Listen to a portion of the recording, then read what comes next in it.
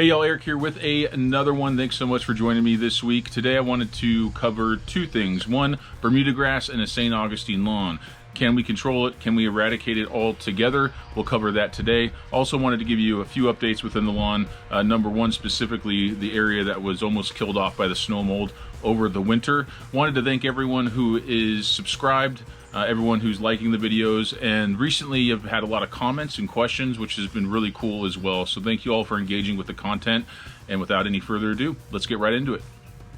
Well, here is a giant mimosa tree, or bush, I don't even know what you call this, but most people get rid of these things. I did not, and the reason being is this is where I have most of my Bermuda. So, sorry for the background noise, by the way. So this is an area that I plugged not as densely, and the reason being is that I wanted to plug more densely up front, so that filled in more quickly. So I do have Bermuda coming in here. There are videos that I put up, and I'll put them at the end of the video here, that you can see like the before and after pictures.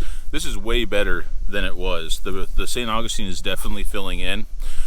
So what I've done in this area is this spring, I didn't document this, but I did add atrazine. Atrazine will slow down Bermuda, or sometimes eradicate it, if you get it in very early spring, like right when it's coming out of dormancy, when the grass blades at the base are just starting to turn green. So I tried to time that out. I think it did pretty well. It definitely slowed it down. Now, why do I have the mimosa tree going? Well, the reason why I train this thing, and it's so sprawling that it keeps, as you can see down here, shade in this area. Bermuda is not going to do well in shade, and the Palmetto St. Augustine actually, I think, does better in a little bit of shade than it does in full sun. That's just my experience, no science behind it, just my experience. So if you notice, in this area there was a ton of Bermuda. I don't know if you can really see, the lighting's terrible, but I don't have any Bermuda over here right now. Where I get more of the shade here in the sunny area. I still have some Bermuda here, but the St. Augustine is definitely filling in. So let's go check another part of the lawn out. Here is another portion of my lawn. The other part I showed you is right over there beyond the gate. So this is where there is some Bermuda mixed in here, as you can see right there. But you can see it's kind of dormant right now. And it doesn't look like it's thriving.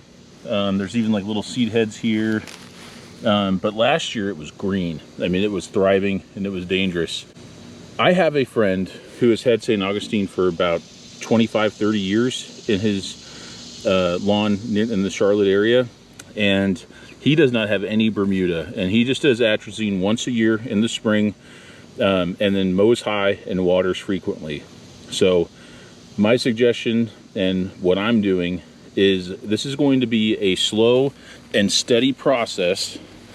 This is not going to be fixed in a season, because when you do a plug grow, you're leaving bare ground, and Bermuda is so aggressive. This area was also ravaged with Bermuda, and if you look, I mean, I really have to look for Bermuda. It's definitely here, but I mow high, water frequently. We just got a bunch of rain. You can see how tall my grass is right now. I got to mow. But the St. Augustine is winning out. I will say that in North Carolina, my grass goes dormant. The Bermuda grass goes dormant. The Bermuda grass goes dormant before the St. Augustine does. And we get another month of mild growth out of the St. Augustine. Also, coming out of winter, St. Augustine comes out of dormancy sooner. So I get another period of mild growth going into the grow season while Bermuda is still dormant. I think that helps a lot. I've heard guys from Florida say that you can never get Bermuda out of a St. Augustine grass lawn, and that may be true, but they don't really go dormant up or down there. So for me, with the Bermuda, it's something that I'm going to be fighting throughout the next couple years, I'm sure, and I probably will never eradicate all of it. But that doesn't really bother me, because as I look, at my lawn looks awesome. You can't tell there's a bunch of Bermuda in it, because there's really not. But in that area at the gate over there, there is some Bermuda there, and I'm just going to keep treating it with atrazine once a year, mow high, and water frequently, and see how it all turns out. And I'll keep you all updated on that as well.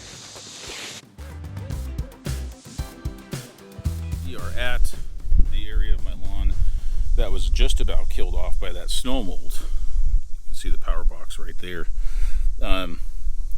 Filling in very nicely, very, very nicely.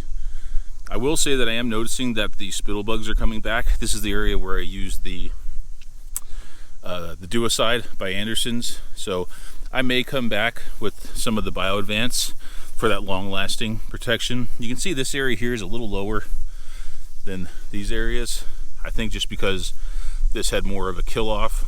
I'm getting some of these seed sprouts because we got a bunch of rain the last couple days, which has really helped this grow in. I mean, just over the last 2 weeks, we're seeing a lot more growth in this area. Down here where we have some drainage, you can see there's still some bare spots, but we're coming in nicely. Now, there is some Bermuda in this area as well. The reason being is Bermuda is alpha super opportunistic, and this died off, and all it took was a couple months in spring for some Bermuda to sneak in. And this gets full sun, prime for Bermuda, but you can already see that once the St. Aug starts to get healthy, keep it mowed high, water frequently. It did not take over. It's not choking anything out. If anything, the St. Aug is choking it out. I'm excited to hear from you. What's worked for you in your St. Augustine lawn to get rid of Bermuda? Some say it's impossible to get rid of. Others say that you can slow it down. Some say that St. Augustine will take it over no matter what, as long as you keep it healthy. My experience is it's a slower process. It's atrazine in the spring, water frequently, mow high, and if you can, some shade management like I have with the mimosa tree definitely helps as well. Right now I'm going to go mow the tall grass. Next video I will have a new fertilizer that I'm throwing down in a couple days. So I'll put that video out with results. Super excited to see the results here. It's the first time I'm using it. So until the next time, we'll see you on the next one. Bye now.